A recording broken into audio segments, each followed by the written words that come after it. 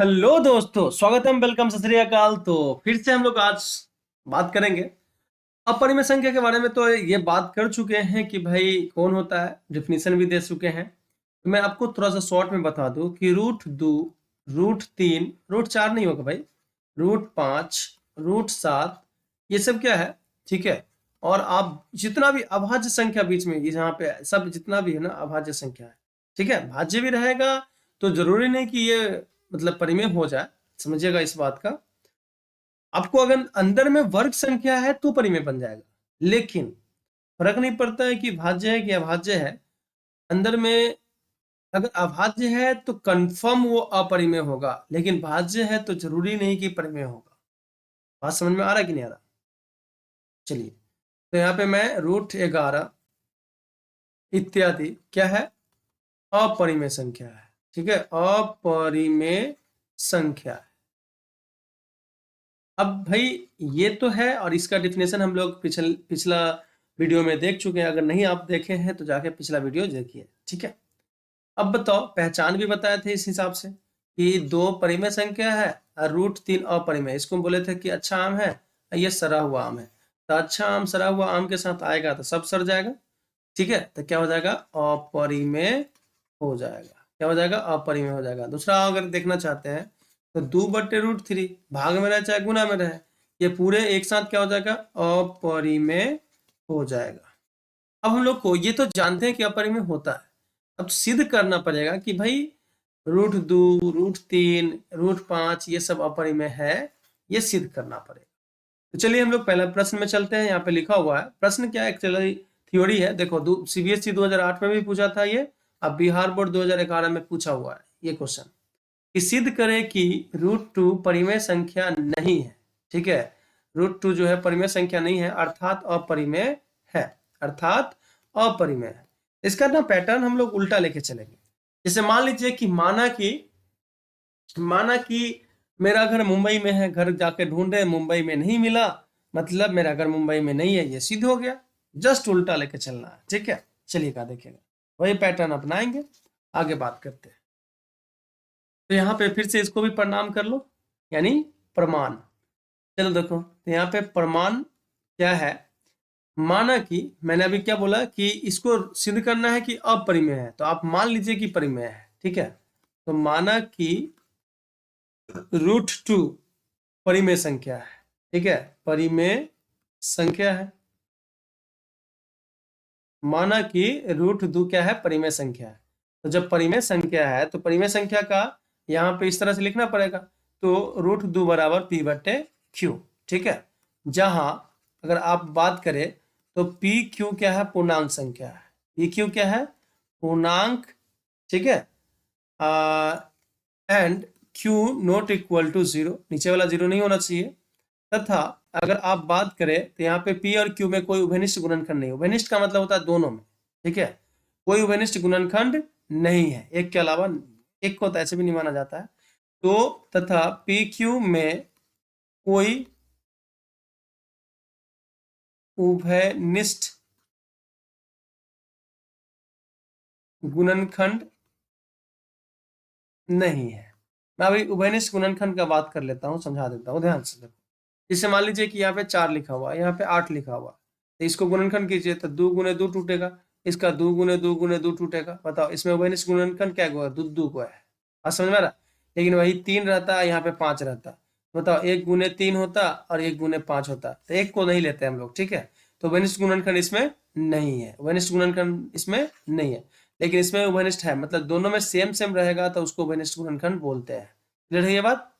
बात समझ में आया कि नहीं आया? तो यहाँ पे PQ जो लिया गया है उसमें उभयनिष्ठ गुणनखंड नहीं है। अब यहाँ पे वर्ग करना है, तो वर्ग करना है तो हम लोग चलते हैं नेक्स्ट पेज में। देखो, वर्ग करने पर इसको वर्ग करना है, तो रूट 2 बराबर P/Q जो लिखा हुआ था ना, इसी को वर्ग करना है। स्क्वायर यहाँ पे भी डाल देंगे और यहाँ पे भी डाल देंगे, स्क्वायर रूट लड़के मर गया, तो यहाँ पे हो जाएगा 2 बराबर P² / Q²। अब बताओ ये जो Q² है ये नीचे है, उधर जाएगा तो गुना में चला जाएगा, तो P² बराबर 2Q² हो जाएगा, जो कि एक तरह से सम संख्या आया, ठीक है। 2 से किसी भी संख्या में गुना कर दोगे 2 से किसी भी संख्या में गुना कर दोगे तो क्या आ जाएगा, तो सम संख्या आ जाएगा। तो चूंकि यहाँ पे देखना ध्यान से, पी के बारे में बात हो रहा है, ठीक है, पी के बारे में बात हो रहा है कि चूंकि सम संख्या थोड़ा सा अजीब लिखा है, सम संख्या का, ठीक है, सम संख्या का वर्ग ही केवल सम संख्या होता है, सम संख्या होता है। अब यहाँ पे वर्ग देखो, सम संख्या का वर्ग, जैसे 2 का वर्ग करोगे 4 आएगा, ये भी सम आया, ठीक है। अगर यहाँ पे देखेंगे 4 का वर्ग कीजिए तो 16 आएगा, ये भी सम। तो सम संख्या रहेगा उसका ही स्क्वायर करने पे सम संख्या आता है, नहीं तो ऐसे नहीं आता। तो सम संख्या का वर्ग यानी सम संख्या का स्क्वायर करने पे सम संख्या ही आएगा। स्क्वायर जब सम संख्या है, स्क्वायर जब सम संख्या है तो इसके अंदर में कौन होगा, सम संख्या होगा। इसलिए यहाँ पे p बराबर क्या आ गया, सम संख्या हो गया। p क्या हुआ, सम संख्या हो गया। ये हम लोग यहाँ पे एक तरह से प्रूफ कर लिए कि p क्या है, सम संख्या है। अब चलो देखो, यहाँ पे थोड़ा सा बात ऐसा कर लेते हैं, चलो फिर यही रहने दो, कोई दिक्कत नहीं है। अब अगर देखा जाए तो p चूंकि सम संख्या है, ठीक है, p चूंकि क्या है, सम संख्या है, तो आप इसको दूसरा फॉर्म में भी लिख सकते हैं, ठीक है। तो यहाँ पे हम p बराबर 2m लिख दिए, ठीक है, सम संख्या है तो 2m लिख सकते हैं, क्या दिक्कत है, क्योंकि p बराबर सम संख्या, ठीक है। अगर ये सम संख्या है तो ये कर सकते हैं। अब दोनों तरफ स्क्वायर कर दो, दोनों तरफ वर्ग करो, ठीक है। तो वर्ग करने पे ऐसे डायरेक्ट कर देते हैं क्या,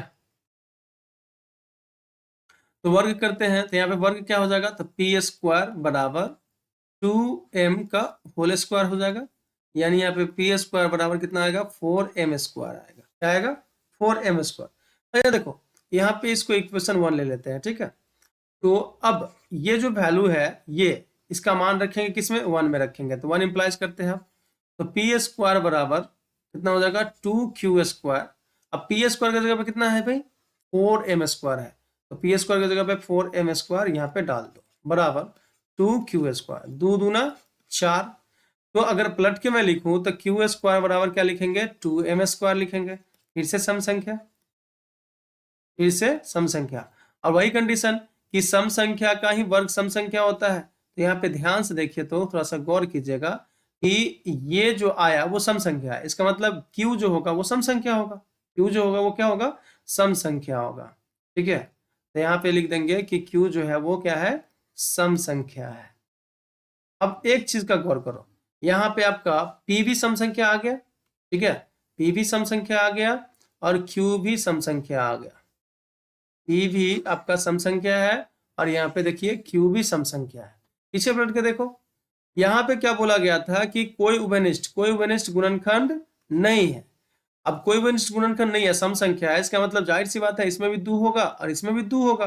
तुम तो माने थे कि कोई उभयनिष्ठ गुणनखंड नहीं है और यहाँ पे 2 आ गया, ठीक है, ये भी सम संख्या आ गया, ये भी सम संख्या आ गया, मतलब 2 2 दोनों में होगा, कम से कम 1 और 2 तो जरूर होगा दोनों में, ठीक है। तो इसका मतलब क्या हुआ कि दोनों में उभयनिष्ठ गुणनखंड जो है वो क्या है, 2 है, ठीक है, दोनों में उभयनिष्ठ गुणनखंड क्या है, 2 है। तो इसी को मैं यहाँ पे लिखूंगा, ध्यान से देखिएगा कि यहाँ जो है क्या आया,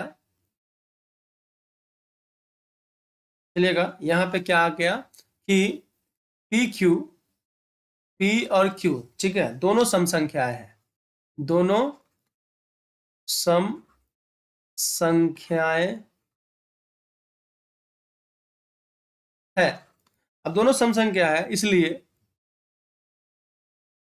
इसलिए p और q, ठीक है, p और q का उभयनिष्ठ गुणनखंड गुणनखंड 2 होगा, ठीक है। उभयनिष्ठ गुणनखंड कितना होगा भाई, 2 होगा, जो मान्यता के विपरीत है। मान्यता तुम क्या थे कि उभयनिष्ठ गुणनखंड नहीं है, मान्यता के विपरीत है, जो मान्यता के विपरीत है, इसका मतलब तुम्हारा माना हुआ गलत था, ठीक है, तुम्हारा माना हुआ गलत था, या मतलब अभी हम बना रहे हैं ना, हम लोग का माना हुआ गलत था। सर बना तो आप रहे हैं, और बात हमारा कर रहे हैं। रूट 2 परिमेय संख्या नहीं है, अतः रूट 2 परिमेय संख्या नहीं है। यही प्रूफ करना था, प्रूफ हो गया। चलिए ये बात समझ में आ गया कि नहीं आया? चलिए ठीक है, तो धन्यवाद। आप लोग को अगर अच्छा लगे तो प्लीज कमेंट करके जरूर बताइएगा।